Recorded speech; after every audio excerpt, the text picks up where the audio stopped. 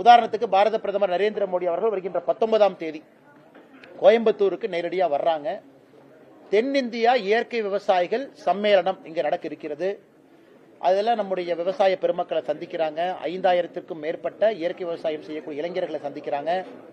தென்னிந்தியாவில் பணி செய்யக்கூடிய 50 சயின்டிஸ்ட் விஞ்ஞானிகளை சந்திக்கிறாங்க. காரணம், இன்னைக்கு இந்தியாவை பொறுத்தவரை இயற்கை விவசாயம் என்பது காலத்தினுடைய கட்டாயம். இயற்கை விவசாயம் காலத்தினுடைய கட்டாயம். மண்ணில் இருக்கக்கூடிய கார்பன் கண்டென்ட் என்பது 0.5% கீழே போக ஆரம்பித்திருக்கிறது.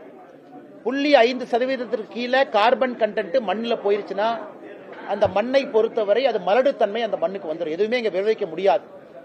ஒரு மண்ணுக்கு குறைந்தபட்சம் 4.5% கார்பன் கண்டென்ட் இருந்தால் மட்டும்தான் இங்கே விவசாயம் செய்ய முடியும். இன்னைக்கு தமிழகத்தில் TNAU சமீபத்தில் நடத்திருக்கக்கூடிய ஆய்வறிக்கை பார்த்தீங்கன்னா 7 ஜோன்லயுமே சராசரியாக கார்பன் கண்டென்ட் 0.5 கீழே போயிருக்கு. அதனால இதெல்லாம் இன்னைக்கு தலையாய பிரச்சனை. நம்ம பிக்ஸ் பண்ணி ஆகணும். நாடு மாடுகளை ஊக்குவிக்கணும். அதிகமா சப்சிடி கொடுக்கணும். விவசாய பெருமக்கள் இன்னைக்கு ஒரு காங்கேய மாடு வாங்குறாங்கன்னா 3 லிட்டர் பால் கறக்க முடியுது. அது அவங்க 40 ரூபாய்க்கு போய் சொசைட்டில ஊத்தி அதன் மூலமாக மாட்டை அவங்களால பராமரிக்க கூட முடியாது.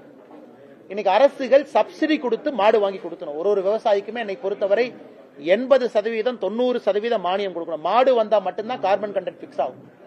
அதனால நிறைய விஷயங்கள் பேசுவாங்கன்னா அதுல அண்ணன் சொல்வது குறிப்பாக ஏதோ ஒரு பகுதியில் உரத்துல பிரச்சனையாக நடந்திருக்குன்னு. இதற்கெல்லாம் அடிப்படை விவசாயத்தை பிக்ஸ் பண்ணிக்கிட்டே வரணும். அதனாலதான் நம்முடைய விவசாயத்துறை அமைச்சர் திரு சிவராஜ் சிங் சௌஹான் அவர்களும் கோயம்புத்தூரை தேர்ந்தெடுத்தாங்க.